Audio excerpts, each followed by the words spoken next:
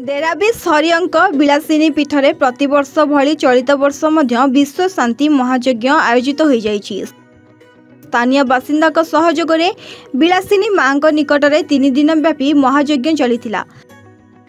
विश्वर मंगल प्राय प्रार्थना करा जायथिला।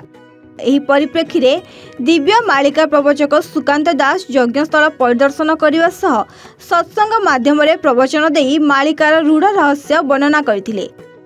महाप्रभु जगन्नाथ महत् गाथा मालिका वर्णित लीला खेला वर्णना करने सह मानवीय चित्त और चेतनार महत्व और आत्मनारायण शब्दर सारांश बखाणी। निज दिव्य प्रवचन रे प्रवचक अहम भावर विनाश हेले ही आत्म ऐश्वरिक शक्ति प्रांजल भाव देवत्व लाभ करें युक्ति सम्मत मत देथिले। सुकांत दास का दिव्य प्रवचन सुनिबा यज्ञस्थल में शताधिक लोकंक भीड़ देखा मिलता। आमे समूह वार्ता या समस्ते चित्रर चेतना पातु, चित्र रे चरित्र हजई दिंतुनि। और जहाँ को कहुई महामंत्र हरे राम राम राम हरे हरे हरे कृष्ण कृष्ण कृष्ण हेल्ले जपिले किसी हेनी। ताकू जागृत रही ता भीतर प्रवेश करने दरकार। कौन ना महापुरुष माने कहिसंती बा प्रचारक माने कहिसंती महामंत्र को तो हरेक भलिया हरे अर्थात हरे सत्यपादन करथिले से सत्य को प्रतिपादन करने दरकार। राम सबु त्याग करी निष्ठा सह कंटक वन को जाइथिले अर्थात जीवनमय कंटक रे गढ़ी आमे अन्य को सुख दवा दरकार। जहाँ को भीम भई कहते मो जीवन पछे नरके पड़ता जगत उद्धार।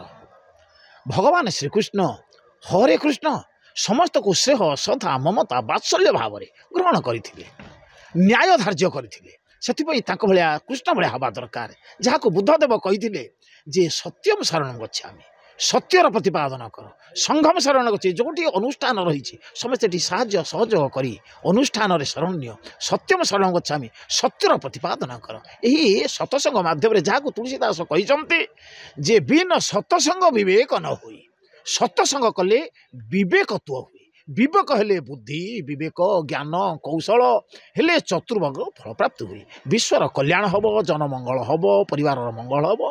यह ही महापुरुषंकर प्रकृति ठाकुर हूँ आत्मा। जहाँ को ब्राह्मण माने कहते जे मम प्राण इहतिष्ठ मम कर्माणि इहतिष्ठ मम इंद्राणी इहतिष्ठ। माने ये मोर आत्मा भितर सब अच्छा, मो इंद्रिय जाग्रत हो, मोर आत्मा मो भितर अच्छा, मो ठाकुर मो ठाकुर भिन्न नुहति। आत्मा चैतन्य रूपी देवता जहाँ को ब्राह्मण माने कहते पंडित माने कहते प्राण प्रतिष्ठा बेले से आत्मा चैतन्य रूपी देवता।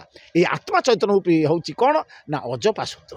जहाँ को जप माध्यम ना जे क्षीर तो ईठा नीर तो ईठा आबर ईठा वेद हरिनाम जई सबुठा निय ईठा केउ पद नहलिब जुआगटी नहलिब तटिका एवं तो जप दक्षिण जम हेब ताटका। यही जो जप अहरह ये आत्मा चैतन्य रूप से जो स्वर दो स्वरा कथा जहाँ कहते दुई स्वर मध्य चली निश्वास प्रश्वास से सूत्र शब्द को अनुध्यान कले ताही क्रियाजोग माध्यम शरीर सुस्थ। केन्द्रापड़ारू मानसी मिश्र रिपोर्ट, एवान ओडिशा।